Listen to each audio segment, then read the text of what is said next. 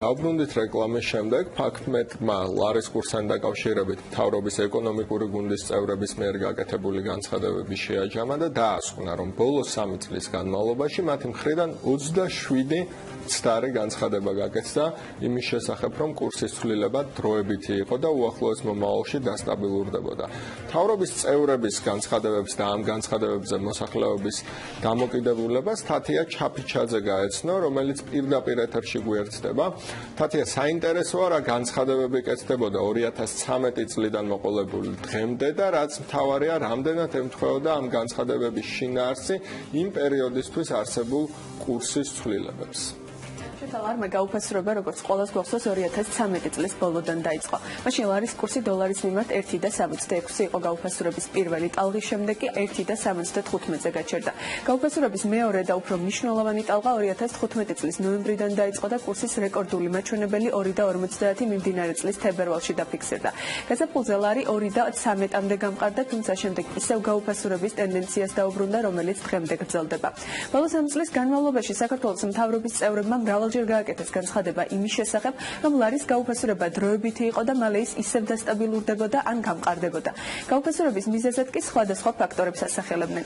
ფინანსთა მინისტრმა 2014 წლის 7 თებერვალს ლარის კურსის გაუფასურებას დროებითი პროცესი უწოდა და განაცხადა, რომ ამ პროცესზე დიდი აქცენტის გადატანა არ შეიძლებოდა. ნოდარ ხადური ირწმუნებოდა, რომ ყველა ფაქტორი მიანიშნებდა იმაზე, რომ საქართველოში ლარის კურსის გაუფასურების პროცესი ხანგრძლივი არ იქნებოდა. მსგავსი ტიპის განცხადება გააკეთა 3 დღის შემდეგაც და აღნიშნა, რომ ლარის გარშემო აჟიოტაჟი ხელოვნურად იქმნებოდა. 2014 წლის 10 თებერვალს ხადური ლარის გაწონასწორებულ ახალ წერტილს ელოდებოდა. უკვე 2014 წლის 1 დეკემბერს, მაშინ როცა ლარის კურსი 1.84-ზე იყო, იმდროინდელი ეკონომიკის მინისტრი გიორგი კვირიკაშვილი აცხადებდა, რომ საპანიკო არაფერი ხდებოდა და სახელმწიფო ბაზარზე არსებულ პანიკას და სპეკულაციებს არავითარ შემთხვევაში არ ახვებოდა. ამ განცხადებიდან 5 დღის შემდეგ ლარის კურსი კიდევ 17 ერთეულით გაუფასურდა, რასაც ნოდარ ხადურმა პიკი უწოდა. მოსახლეობის დაიმედების მიზნით კი განაცხადა, რომ მომავალი კვირის განმავლობაში კურსის ქვემოთ ჩამოსვლა მოსალოდნელი იყო. ამავე წლის 18 დეკემბერს ლარზე კომენტარი გააკეთა იმდროინდელმა პრემიერ-მინისტრმაც. შეგვიძლია მოვისმინოთ მისი კომენტარი. ლარის კურსზე მე მგონი კონტროლის ქვეშ გაქვთ, ბატონო ნოდარ, ბატონო გიორგი, ვიცი რომ თქვენ გაქვთ კომუნიკაცია ეროვნული ბანკის პრეზიდენტთან. სიტუაციას ვაკონტროლებთ, ვიცი რომ ეს არის მცურავი კურსი და რა თქმა უნდა მიმული არის რეგიონში მიმდინარე მოვლენებთან, მაგრამ სიტუაცია არის კონტროლის ქვეშ. რატო საჭირო გახდა ეროვნული ბანკი ჩაერევა ამ სიტუაციის დასარგებლად. 15 წლის 27 იანვარს ხადურმა მოსახლეობა კვლავ დააიმედა და განაცხადა, რომ კურსი პოზიციებს ინარჩუნებდა. დაახლოებით 1 წლიან პერიოდში ეროვნული ვალუტის 1.66-დან 2-მდე გაზრდა გამოგონილ თემად შეფასდა ყოფილი პრემიერის ბიძინა ივანიშვილის მხრიდანაც. 28 იანვარს ივანიშვილმა განაცხადა, რომ ლარის კურსის ცვლილება მოსახლეობას თვირთად არ ეწვებოდა.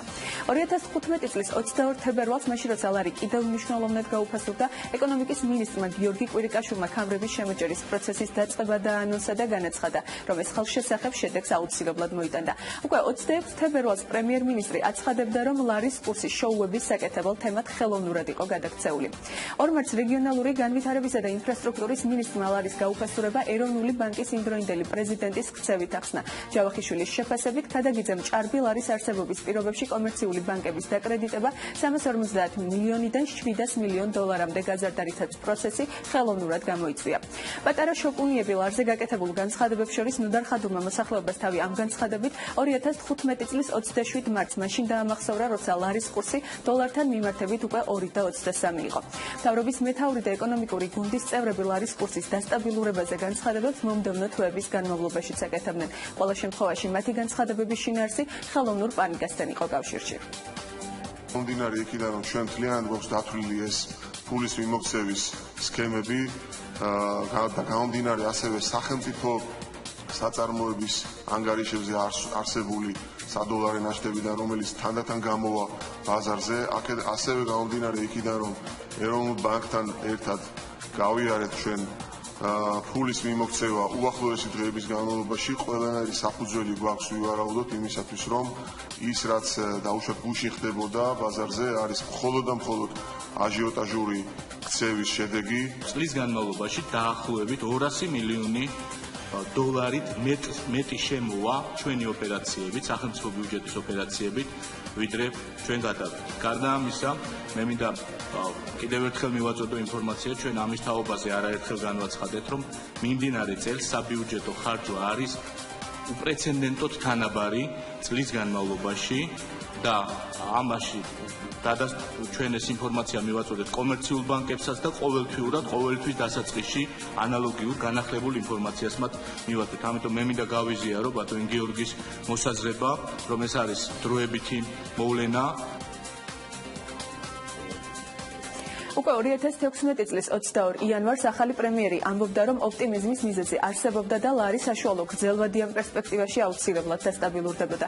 თუმცა 16 თებერვალს ლარის კურსი 2.59-ზე ავიდა. ფინანსთა მინისტრი კვლავ ჯიუტად აცხადებდა, რომ კურსის მკვეთრცვლილებას დევალვაციის კუთხით არ ელოდებოდა. უფრო მეტიც, იმავე თვეში მინისტრი ლარის სერიოზულ გამყარებას ელოდა. რამდენიმე თვის შემდეგ ივნისში ეკონომიკის მინისტრმა დიმიტრი ხომციშვილმა ლარის გამყარების პირობა კიდევ ერთხელ დადო. Makroekonomikuri fundamენტში გვაქვს გაუმჯობესება, ანუ ეს არ არის მხოლოდ ტურიზმი არის ერთ-ერთი მიზეზი. Makroekonomikურ ფუნდამენტში იგივე პერიოდთან შედარებით ჩვენ გვაქვს $200 მილიონი ნაკლები ზეწოლა ჩვენს ვალუტაზე, ანუ განსხვავება წლევანდელ გადინებასა და შარშანდელ გადინებას შორის სხვაობა არის $200 მილიონი, $1.452 მილიონი გვაქვს დღეს საგადასახდელო ანგარიში, მიმდინარე ანგარიში, ასე ვთქვათ, დეფიციტი და ეს არის $200 მილიონით გაჯანსაღებული. შესაბამისად, ეს $200 მილიონი უკვე ასახული არის რეალურად იმ კურსში, რა კურსიც ჩვენა გვაქვს. თუმცა ამ განცხადებიდან მის მომდევნო განცხადებამდე, რომელიც 28 სექტემბერს გაკეთდა, ლარი კიდევ 19 ერთეულით გაუფასურდა. ლარის 2.33-იან ნიშნულზე ყოფნისას გუმციშვილი აცხადებდა, რომ ეროვნული ვალუტის კურსი იქნებოდა სტაბილური, მათ შორის არჩევნების შემდეგაც, მაგრამ არჩევნების შემდეგ კურსი კვლავ გაუფასურებას განაგრძობს. პროცესებზე განცხადება გააკეთა ფინანსთა მინისტრმა, სადაც აღნიშნა, რომ მომავალი წელი გაცილებით უკეთესი იქნება. 18 ოქტომბერს ხადურმა განაცხადა, რომ გაცვლითი კურსის ცვლილება ერთჯერადი ტრანზაქციებით იყო გამოწვეული. ეროვნული ბანკმა გააკეთა ამაზე განცხადება, გამოწვეული იყო ერთჯერადი ტრანზაქციებით, ასე რომ მე ვფიქრობ, რომ ამაზე არაერთხელ იყო განცხადება, მათ შორის როგორც ჩვენ ისე ეროვნული ბანკის და საერთაშორისო საფინანსო ინსტიტუტებს, რომ კურსი დასტაბილურდება და საშუალოვადიან პერიოდში შეინარჩუნებს დამყარების ტენდენციას. ჩვენ დავინტერესდით რამდენად ჯერა მათი განცხადებების მოქალაქეებს, როგორც ჩვენს მიერ გამოკითხული რესპონდენტების პასუხებიდან გაირკვა, მიუხედავად მთავრობის ოპტიმისტური განცხადებებისა, მათი ქცევა პოლიტიკოსების განცხადებებიდან არ გამომდინარეობს. სიმართლე გითხრათ არაფერს აღარ აღდგება საერთოდ. ყველაფერი მეჩვენებას ღაპრავს. როცა უნდა დაუწევი, არ ვიცხდება არავითარ შემთხვევაში მე ჩემი დაკვირვება და მე ჩემი ისა კურსი მაქვს. ყველა მთავრობის პოლიტიკოს განცხადება არა. თავისუფალი ბაზარია და ეკონომიკა სოციალისტური არ არის და მთავრობა არ მართავს ამას მართავს ეკონომიკური მდგომარეობა და საერთაშორისო მდგომარეობა. ძალიან დავიღალი. ფაქტია რომ ლარის იმიჯებს და პოლიტიკური შეფასებები ზოგჯერ ცდება ხოლმე რეალობას, რამე თუ მოსახლეობას პირდება სასურველ სცენარებს. ისეთ განცხადებებს აკეთებენ, რომ აი ხალხს უნდა დააჯერონ, მაგრამ მე დარწმუნებული ვარ, ბევრი რამე მაქვს ნანახი და გამოცდილი და ეს არის აბსურდი. რას დოლარი მქონდა დავახურდო, ეხლა აი ოქროებს იმას რომ გავყიდო და ვიცხოვრო საერთოდ. აქვე ინფორმაციისთვის დავამატებ, რომ 2013 წლიდან დღემდე ლარის კურსი 45%-ით გაუფასურდა.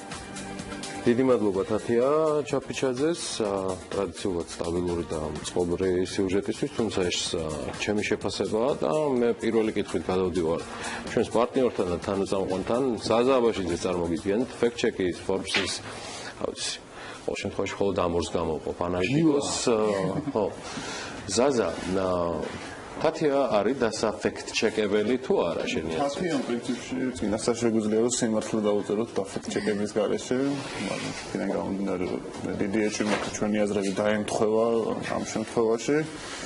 დღევანდელ გადაცემასაც შეეხება არის კურსთან დაკავშირებით, როგორც თათია მიმოიხილა, თუ შევხედავთ ჩვენ ჩინოვნიკების განცხადებებს, ნახავთ, რომ არის გაუფასურებასთან დაკავშირებით თავდაპირველად ხშირად იყო სხვადასხვა მიზეზების მოშველება და გადაბრალება, შემდგომში კი ძირითადად ოპტიმისტურმა განცხადებებმა იმატა, ვართ თუ შევხედავთ და მისი გაუფასურების ტემპებს რამდენად გქონდა ოპტიმისტური ბოლოდინების შესაძლებლობა, ცალკე საკითხია და მე მგონი უფრო ნაკლებად და მოდი ამ თემის მიმოხილვით პირველ რიგში ჩვენს სტუმრებს პერსონალ ჩავაძეს და ბატონ გივი ადეიშვილთან გადავიდეთ კითხვებით და ფესოს მიმართავ პირველი კითხვით, რატო უნდა დაუჯეროთ ახლა თავრობის წევრებს, როდესაც ისინი კვლავ ამბობენ, რომ თუნდაც საშუალოებადია პერსპექტივაში ლარის გამყარება მოხდება და რატო აქამდე თუ არ მოხდა და ეს განცხადებები ხშირად აქამდე თუ არ გამართლებულა, ახლა რატო უნდა ვენდოთ? ცოტა ისეთი სიტუაცია, რომ უსმენ ამ განცხადებებს, ვფიქრობ, რომ ეხლა რომ არ იყოს დღეს ლარის პრობლემა, ისევ ლარის კურსი კარგი საახალწლო კურიოზებში შეგეძლოთ გაგეშვათ ეს სამწლიანი რაღაც, მაგრამ პრობლემა ისევ რჩება, ხო? ისევ არ დაემატება კიდე ყოველ დღე ემატება. დაგროვების საერთაშორისო დღე იყო. ხო და ისევ რჩება. ერთხელ მესმის ხელისუფლების წევრების ნეგატიური რომ თქვა ხო უფრო შეუწყობენ ამით ხელს ლარის კურსის გაუფასურებას, მაგრამ ისეთი ტყუილი თქვა რომ 2-3 დღეში გამოჩნდება მინიმუმ არსებობს 27 ჯერე. ხო, კიდე უფრო მეტი, უბრალოდ 27 ამოვწერეთ, ვერ დაიტევდა ფორმატ.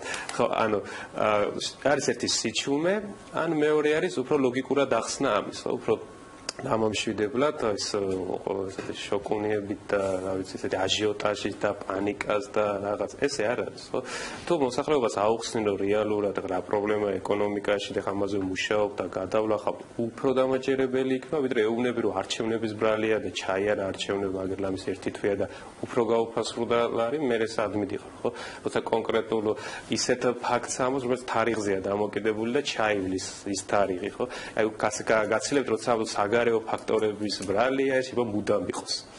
არჩევნება ჩაიარა და გამოჩნდა რომ არის ხო რაღაც ისი ბრალი.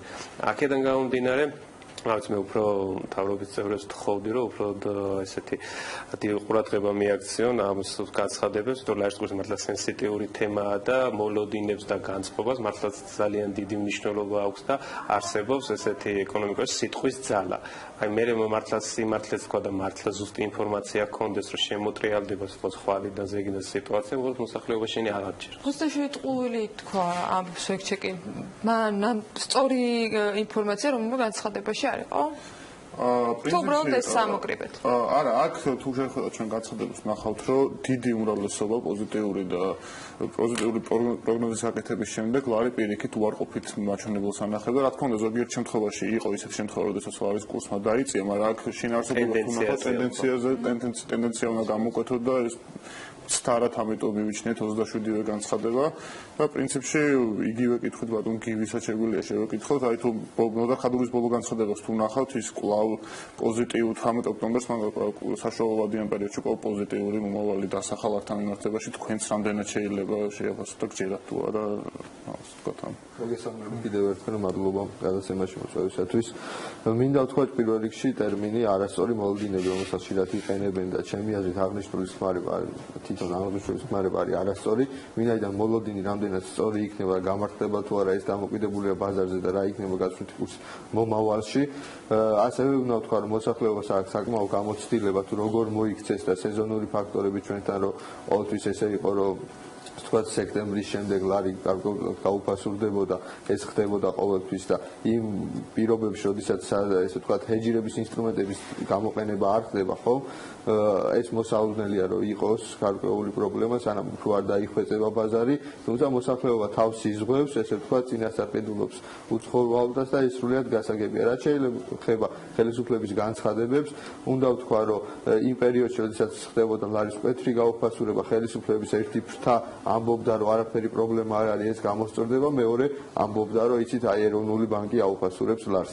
რაც ურთიერთსაწინააღმდეგო პოზიცია იყო, მე ვფიქრობ რომ კარგი იქნებოდა რომ ერთიანი მესიჯი ქონოდათ და ესე ვთქვათ ერთი სქემით ემოქმედათ, როდესაც ხელისუფლების ერთი ნაწილი გეუბნება რომ იცით გამოსწორდება მდგომარეობა და მეორე ნაწილი გეუბნება რომ ეროვნული ბანკი აუფასურებს, ხო? მოსახლეობასაც ესმის, რომ იგივე გაცვლითი კურსის კონტროლი თუ შეიძლება კონტროლი მოხდეს, უფრო ეროვნულ ბანკს შეუძლია. ამიტომ ამ კუთხით შეიძლება მიიჩნიეს, რომ გარკვეულწილად აჟიოტაჟი ზუსტად იმიტომ აღდგა, რომ შეიქმნა ზეგავლენა ეროვნულ ბანკზე. პრინციპში ამ სტატიის გამოქვეყნების მერე ბევრმა გკითხა, რატო არ არის ეროვნული ბანკის ხელმძღვანელის განცხადება და სხვა პოლიტიკოსების, მათ შორის პარლამენტის წევრების და იქიდან გამომდინარე, რომ ჩვენ მხოლოდ მინისტრთა კაბინეტი ავიღეთ და მივიჩნიეთ, რომ მათ აქვს ყველაზე მეტი ინსტრუმენტი იმისთვის, რომ მოახდინოს ზეგავლენა როგორც ლარზე, ასევე სხვა ეკონომიკურ ფაქტორებზე.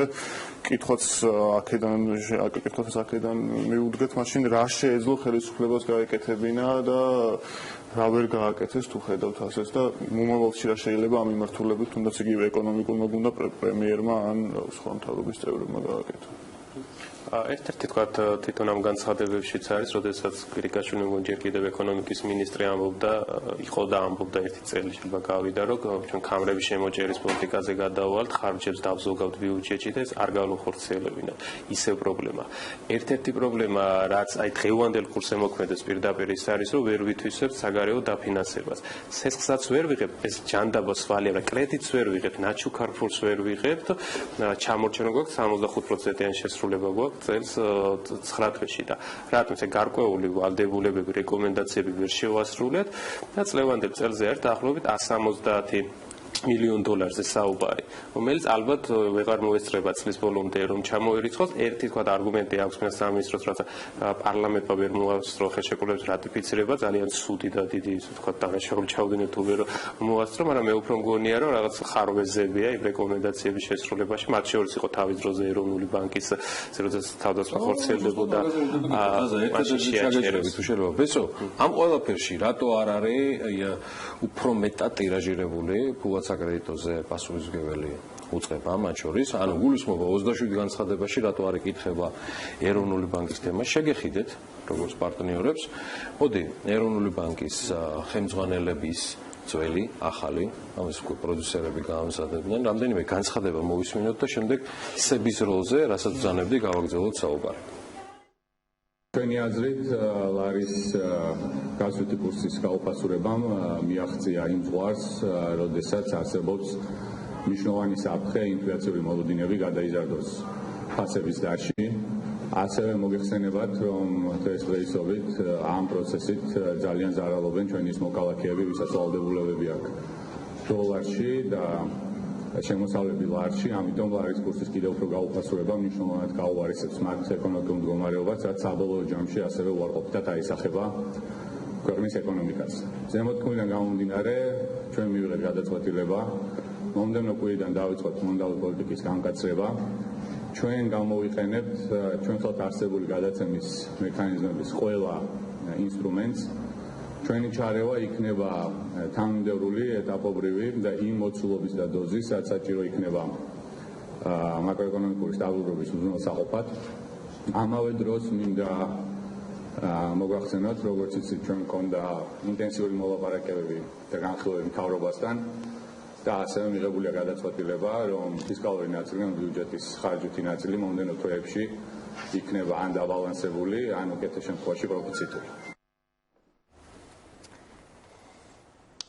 მე მგონი ახლა უკვე გოგონი ჩვენ არ ვაკეთებთ კომენტარებს არც მაშინ, როდესაც მყარდება კურსი და არც მაშინ, როდესაც უფასურდება კურსი.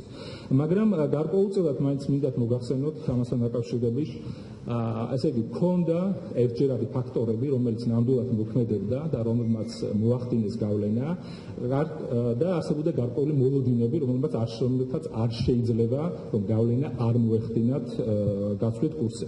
მაგრამ მოდით გადავხედოთ ციფრებს. თუ გადავხედავთ მიმდინარე ანგარიშის ბოლო თვეების ტენდენციებს, დინამიკა ნამდვილად გაუმჯობესებაზე მეტყველებს. ტურიზმი იზრდება 11%, გაიზარდა უფრო სწორედ. ფულადი გზავნილები 13%-ით არის გაზრდილი. სექტემბერი იყო პირველი თვე ბოლო 2 წლის განმავლობაში, როდესაც ექსპორტი 8%-ით გაიზარდა. ამავე თვეში სექტემბერში იმპორტი შემცირდა 2%-ით. თქვენ ამავე დროს მოგეხსენებათ, რომ აი ბოლო პერიოდში დოლარი მყარდებოდა საკმაოდ და გარკვეულწილად პიკსაც კი მიაღწია აი გუშინ სხვა ვალუტებთან შედარებით. მაგრამ აი თუ ყველაფერს ერთად შევხედავთ დღევანდელ დღეს შეგვიძლია ვთქვათ, რომ სხვა თანაბარ პირობებში გაცვლითი კურსის მნიშვნელოვან ცვლილებებს არ ველოდებით. ეს არ არის ყველა განცხადება ცხადია, რასაც ჩვენ მუდმივად თვალს ვატევნებთ, როგორც ანალიტიკოსები, თუმცა ეროვნული ბანკი ნამდვილად არის ავანგარდში იმ უწყებების, რომელიც ღირს შეფასებად გისმენთ. ხო, ეროვნულ ბანკსაც ალბათ არჩევანი რო ქონოდა, საერთოდ დადუმებული იქნებოდა ალბათ ამ 3 წლის განმავლობაში, მაგრამ გიწევს მაინც რაღაც პერიოდულ, რაღაც გააკეთო განცხადება. აქაც იგივე მომენტია, თუ გამოთქვა რაღაც ოპტიმისტური უნდა თქვა, აქაც ისევ ვიმეორებ, როგორ ასაბუთებ და როგორ რა პროგნოზებს აკეთებ, ძალიან კარგია რომ რაღაც რისხობრივი პროგნოზები არ კეთდება, ფაქტობრივად არც ხელისუფლების მხრიდან რომ რამდენი იქნება კონკრეტულად კურსი. მაგრამ ეს თვალსაჩინო არ არის კიდევ მინდა გახაროთ საოცრება ფინანსთა მინისტრმა ნოდარ ხადურმა ზუსტად ეხლა მთავრობის ხდომის დასრულების შემდეგ ესეთი რამ ბრძანა, რომ ლარის გაუფასურების ფუნდამენტური ფაქტორები არ არსებობს. ნუ ეს არა, ეს მამაუჩვენოსავით დავიზებირეთ მე. ხო, მაკროეკონომიკური პარამეტრები გაუმჯობესებულია და დღევანდელი მდგომარეობა შესაძლოა ნეგატიური კომენტარების შედეგია. ეს რაღაც ძველი სიმღერაა. პოზიტიური კომენტარიც მინდა გავიხსენო და მე დავუთმობ უკვე სტუმრებს ასპარეს ნიკა გაგუამ ეკონომიკის მინისტრის მოადგილემ ზაფხულში გააკეთა კომენტარი, რომ წლის ბოლომდე ლარი 2.25-ზე გაჩერდებოდა. აი ეს კომენტარი არის პრინციპში ამონარიდი გრაფიკულად. მინისტრის მოადგილემ პრაქტიკულად ზუსტი კურსი დაასახელა, რომელზეც ორიენტირს მთავრობა აკეთებს. ჯერ ერთი როგორ აკეთებს, ეგ ძალიან საინტერესოა, ანუ როგორ უნდა მოახერხოს ეს ეროვნულმა ბანკმა და რა პარამეტრებით. და მეორე, აი ეს ხო არის დადებითი და პოზიტიური პროგნოზი. მაშინ სადავართ დღეს. გაუფასურდი. ხო, ანუ ესე თვითონ ხელისუფლება ამბობს, რომ სიტყვაზე მე რო გამოვდივარ, უფრო მიჯერებს ხალხი, ვიდრე თვითონ რო გამოდიან და რაღაც ამობენ 2.25 იქნება რა. ხო. ბატონ გივიცაც შეგვიძლია განცხადებებზე შემილია ვთქვა, რომ სამწუხაროდ ნეგატიური განცხადებები უფრო მე მგონი ხელისუფლებისგან მოდის ამ შემთხვევაში და უფრო მეტი მუშაობა ჭირდებათ, რომ ფუნდამენტური ფაქტორები გამოასწორონ, იგივე თუნდაც ინვესტიციების თვალსაზრისით, სადაც ყველაზე მეტად მოვიკოჭლებთ და რაც ყველაზე მეტად აისახება, რაც შეეხება იგივე ეროვნულ ბანკს, უნდა ვთქვა, რომ იგივე მინიმალური სარეზერვო მოთხოვნების ცვლილება, იგივე თუნდაც რეფინანსირების განაკვეთის შემცირება, რო აისახებოდა ლარზე ეს გასაგები იყო, მოულოდნელი ამაში არაფერი არ ყოფილა, რაც შეეხება გასვლით კურსს, ეხლა გასვლით კურსი მერყევია, წლის გარკვეულ მონაკვეთში ქონდა 2.15, ეხლა გვაქვს 2.45, შესაბამისად ფუნდამენტური ფაქტორები არ შეცვლილა და აქ მოლოდინის ამბავზე შეგვიძლია ვთქვათ, რომ და ჩვენი ეს ვთქვათ შიდა კონვერტაციებზე შეგვიძლია ვთქვათ, თუ რა იცვლებოდა და რის გამო მოხდა ეს ცვლილება. ამიტომ იმის თქმა, რომ გასვლითი კურსი გარკვეული რაღაც მაჩვენებელს მიაღწევს, ჩემი აზრით სრულიად ანუ შეუსაბამო იქნება, ვინაიდან მუდმივად იცვლება ეს ვთქვათ ფაქტორები, მათ შორის საგარეო დოლარი მყარდება ისტორიულად მაქსიმუმზე და იმის თქმა, რომ გასვლითი კურსი ლარი გამყარდება დოლართან მიმართებაში, საკმაოდ რთულია ამ მონაკვეთში. პრინციპში სანამ ეროვნულ ბანკზე ვლაპარაკობთ, კიდევ ერთი მოკლე კითხვასავით დაგისვათ, განსაკუთრებით სექტემბრის თვეში ხშირად იყო რეზერვებიდან გახარჯული დოლარები, რომელსაც ოპონენტები არჩევნებს უკავშირებდნენ. თქვენი აზრით, რამდენად შეძლო ამან პოზიტიური ზეგავლენის მოხდენა, საერთოდ საჭირო იყო თუ ეს ჩარევა არის კურსის დაბალანსების მხრივ. ჩემი აზრით ეროვნული თავისი ქმედებებით ერთის მხრივ ცდილობდა, რომ სეზონური ფაქტორის გავლენა, ესე ვთქვათ, შედარებით ამოიღო, ვინაიდან საწყის ეტაპზე მოხდა უცხოურვალდის შესყიდვა დოლარის, შემდეგ უკვე გაყიდა. ასევე იმ პირობებში, როდესაც ხდებოდა მინიმალური სარეზერვო მოთხოვნების შემცირება, ბაზარზე უფრო მეტი, ვთქვათ, ლარის რესურსების მიწოდება, ეროვნულმა, ესე ვთქვათ, თავისი ეფექტის გამორიცხვა მოახდინა ბაზრიდან სავსებით სწორი იყო და მე ვფიქრობ, კიდე მოხდება ეროვნული ბანკის მხრიდან ჩარევა ბაზარზე. ესეთი სამაქვს მოსაზრება, ალბათ ბოლოსკენაც მივდივართ, ეს მუდმივი საუბარი და თან ტრაფარეტული ახსნები. ამ შემთხვევაში სარგებლობ რა ჩვენი ძალიან გადახლართული პარტნიორობით საზოგადოება და ბანკებთან, ფექტჩეკთან, Forbes-დან, ყველაფრიდან გამომდინარე. შეიძლება დავაწყვილოთ ეს ძირითადი გზავნილები რაც არის.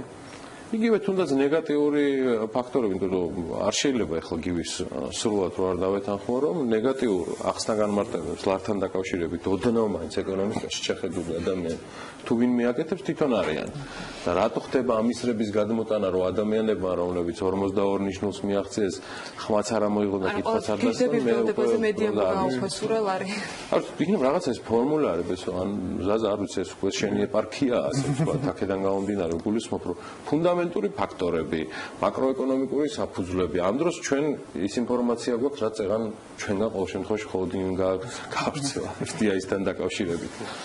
იქნება დაუსვათ რაღაცნაირად წერტილი, გულისხმობ, რომ სტატისტიკა ერთი გვაქვს, ბაზა ერთი გვაქვს, მანიპულირება ყველაფერს შეიძლება, ამაში ბადალი არ ყავს ზოგიერთს, მაგრამ ნუ ტრები არა ვართ ნამდვილად ისი. შეგვიძლია და ჩვენიერი იდეა იქნება რომ ხო ამასობაში სამი მთავრობა უნდა დამტკიცდეს ეხლა ბაზა ნაკლები აქვს ფექტჩეკს რაღაცა ფაქტოლოგიური პროცედურებია მინიმუმ ერთთვიანი პარლამენტში დასაკომპლექტებელი მთავრობია ყველაფერი მე მგონი ესეთ თემებს ჯობს რომ ყურადღება მიაქციოთ ეს მხოლოდ მოსაზრება არის და ზაობა პარტნიორობისთვის ცხადია ამ სატელევიზიო ფორმატში შეგვიძლია რომ ვისარგებლოთ ამ ბიუროკრატიული გადანაცვლების როგორც გადაწყვეტა ჩვენ მოვამზადოთ ამავდროულად ეს თემა პრინციპში მე მგონი ეს არის, ხო? დღევანდელი რაღაცა მგონი. კარგი, დღეს ეს არის საკმაოდ საინტერესო. მე ვთვლი, რომ ესეთ ქრონოლოგიას, რაც ფექტჩეკის დახმარებით ჩვენ გავაკეთეთ, ისიც არასრული იყო, როგორც ბესონ ამშავაძემ აღნიშნა, ფექტჩეკის Forbes-ის ანალიტიკოსმა, ასევე დიდი მადლობა საზოგადოება და ბანკების წარმომადგენელს, გივი სულ მეშლება ხოლმე გუშინ ვის ვიზარდი, მომცემლიძეს იმიდან გამომდინარე Facebook მე არასოდეს შემეშლება, იმიტომ რომ კურსელები ვიყავით მე და ძალიან კარგი. გივი ადეიშვილი იყო ჩვენთან ერთად, ასევე ჩვენი პარტნიორი ორგანიზაციის საზოგადოება და ბანკების წარმომადგენელი, ნუ ცხადია რუბრიკას უძღვებოდა ჩვენი მუდმივი პარტნიორით და სრულუფლებიანი თანაწამყვანი ზაზა აბაშიძე, რომელსაც პრინციპში დაანონსა კიდეც გარკვეულწილად. თუმცა შევხედოთ კიდევ რა იქნება. გადავხედოთ, მაგრამ ძირითადი მიმართულება მგონი გვაქვს და შეგვიძლია რომ წარმატებები საზოგადოება და ბანკებს, წარმატებები FactChecks, Forbes, საქმიან დილას, ბიზნეს კონტრაქტს და რაც თავარია ქართულ ლარს. კი, და რაც თავარია მაყურებელს, აბსოლუტურად მართალია შოთა. ყველას მათ სჭირდება შემოსავალი, ჩემს მიერ ჩამოთვლილ ადამიანებს და მათ შორის TV პირველსაც. და მოდი რეკლამაზე გავიდეთ, ამასობაში ჩვენ ცოტას გავისაუბრებთ და დაგიბრუნდებით ყველა თანაწამყვანთან ერთად.